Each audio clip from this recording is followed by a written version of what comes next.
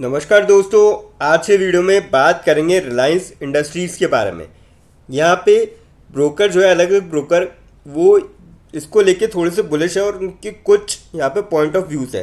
तो क्या point of view है, क्यों बुलिश है, वो डिस्कस करेंगे और साथ में ये भी देखेंगे कहाँ तक स्टॉक जो है जा सकता है, क्योंकि क्वार्टर 4 के रिजल्ट्स जो है इनके जल्दी आने वाले हैं।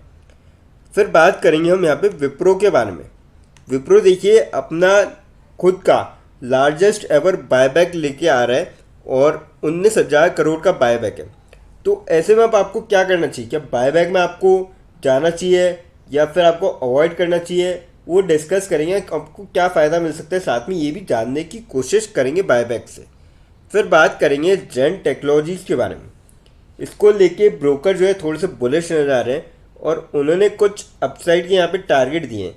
तो क्या टारगेट दिए और क्या उस लेवल तक स्टॉक जो है जा सकता है जो टारगेट दिए हैं, और अब आपको क्या करना चाहिए, क्या आपको बाइंग करनी चाहिए, अगर बाइंग करनी चाहिए तो कहाँ पे स्टॉप लॉस लगाना चाहिए, वो चीज़ें डिस्कस करेंगे। सबसे पहले बात करते हैं यहाँ पे रिलायंस इंडस्ट्रीज़ की आज के दिन क्लोजिंग की। 1361.1 पे देखने को मिली, 3.9 रुपीज़ की गिरावट देखने को मिली और 0.29% तक स्टॉक गिरता हुआ नजर आया। कह सकते हैं कि आपको एकदम फ्लैट क्लोजिंग जो है देखने को मिली स्टॉक के अंदर आज के दिन।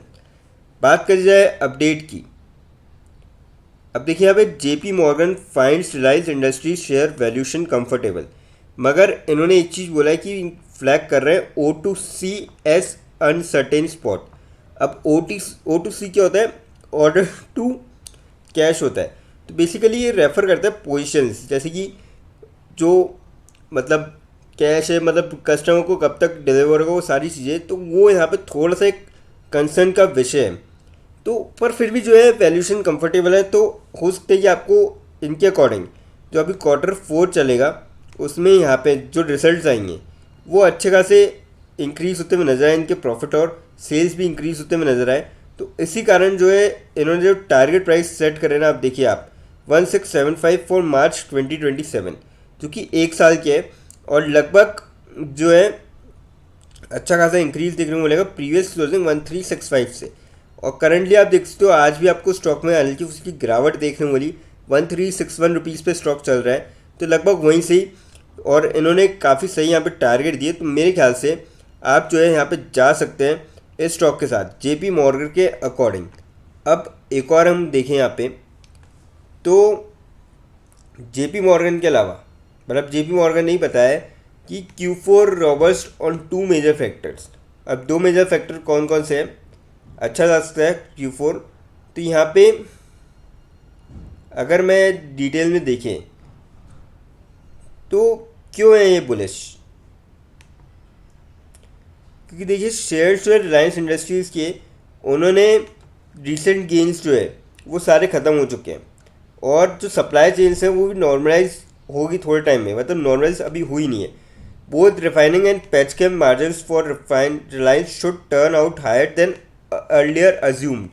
ये जेपी मॉर्गन ने जो है नोटिस किया है और जिसी का जो है आपको इम्पैक्ट आने वाले टाइम पे देखने को मिल सकता है। ये भी अच्छी चीज़ है कि higher crude plus weak rupees can be large enough to compensate for any delays to be model increase in pricing at other businesses, JP Morgan ने अपने नोट में बसाया। पर देखिए जो वीक रुपीज़ है वो थोड़ा सा चिंता का विषय हो सकता है, पर रिलायंस के लिए यहाँ पे थोड़ा सा आपको फ़ायदा देखने को मिल सकता है। और कहीं ना कहीं मुझे लगता है कि अगर जो उसका भी लॉन्ग टर्म का पॉइंट ऑफ व्यू है यहाँ पे, वो इस स्टॉक को होल्ड करेगा तो उसको यहाँ पे तगड़े रिटर्न मिल सकते हैं। और ईयर टू डेट जो गिरावट है स्टॉक के अंदर उसका फ़ायदा उठाया जा सकता है। 13.61% की अच्छी खासी गिरावट है, इसका आप फ़ायदा उठा सकते हैं।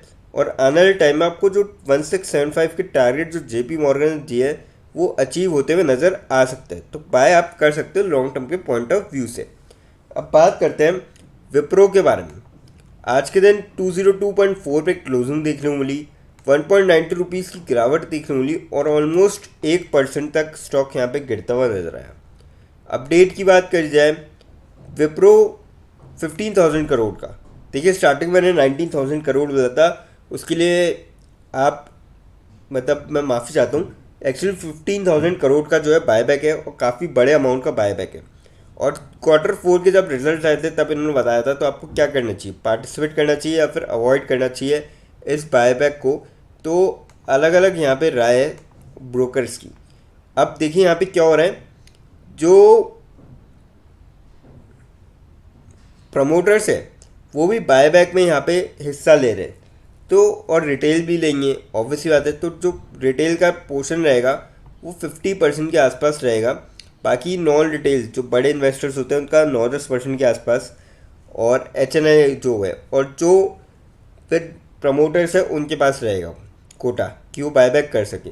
और अब आप एक चीज़ आप ध्यान करिए, अगर प्रमोटर बायबैक कर रहे हैं तो ये काफ़ी पॉजिटिव चीज़ होती है कंपनी के लिए, कि कहीं ना कहीं प्रमोटर को ट्रस्ट है कि आने वाले टाइम में जो रिकवर करेगी और जो गिरावट हुई है उसका डेफिनेटली फ़ायदा उठाया जा सकता है।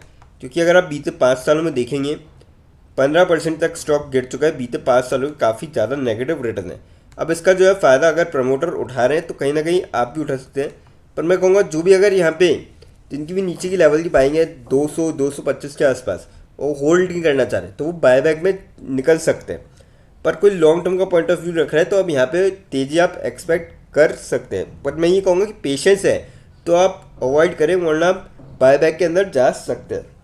अब बात करते हैं जेन टेक्नोलॉजीज़ के बारे में। आज के दिन 1640 पे क्लोजिंग देखने को मिली, 23.5 रुपीज़ की तेज़ी देखने को मिली, और लगभग 1.5% की काफ़ी शानदार जो है आपको यहाँ पे तेज़ी देखने को मिली आज के दिन। बात करी जाए अपडेट की, how should you trade Cochin Shipyard, Zen Tech, Power Grid Corporation, Azad Engineering, MV Photovoltaic और अदर स्टॉक्स 28 अप्रैल को आपको कैसे यहाँ पे ट्रेड करना चाहिए। अब देखिए यहाँ पे जेन टेक्नोलॉजीज़ को लेके वीकली चार्ट बेसिस पे जो जेन टेक्नोलॉजीज है वो कंसोलिडेटेड कर रहा है और सिमेट्रिकल ट्रायंगल पैटर्न बन रहा है सिंस जनवरी 2025, और इसने जो है डिसिसिव ब्रेकआउट भी दिया है 1580 के लेवल पे। तो ये भी काफ़ी अच्छी चीज़ है कि ब्रेकआउट आ चुका है। सपोर्ट हो रहा है ये सिग्निफिकेंट वॉल्यूम सर्जेस से, यानी वॉल्यूम जो इंक्रीज हो रही है उससे यहाँ पे आपको सपोर्ट मिल रहा है। स्टॉक की जो फर्मली पोजीशन है वो 20, 50, 100 और 200 डेज़ के EMA के ऊपर है, ये भी काफ़ी अच्छी बात है। वीकली RSI जो है वो भी हायर ऊपर ट्रेंड कर रहा है 50 के बेंचमार्क के ऊपर, तो ये भी काफ़ी अच्छी चीज़ है क्योंकि सिग्नल कर रहे हैं पॉजिटिव बैस और स्ट्रेंथिंग मोमेंटम। तो मेरे ख्याल से अब बाय यहाँ पे करके जाना चाहिए लॉन्ग टर्म के पॉइंट ऑफ व्यू से। टारगेट प्राइस देखिए ब्रोकर के अकॉर्डिंग बाय की कॉल है। टारगेट प्राइस 1800 से 1900 तक के, स्टॉप लॉस 1500 पे आप प्लेस कर सकते हैं, और करंटली कहाँ चल रहा है स्टॉक 1600 के आसपास। तो मेरे ख्याल से बाइंग जो है करी जा सकती है। लेकिन फ्रेंड्स, कोई भी इन्वेस्टमेंट करने से पहले फाइनेंशियल एडवाइज़र से कंसल्ट करें या खुद की रिसर्च करें, क्योंकि वीडियो नॉलेज के पर्पज़ के लिए, इन्वेस्टमेंट पर्पज़ के लिए नहीं। दोस्तों, अगर वीडियो अच्छी लगी हो तो चैनल को लाइक और सब्सक्राइब ज़रूर करें, ताकि आने वाले टाइम में आपको जो है और भी इस अपडेट्स मिलते रहे। थैंक यू दोस्तों।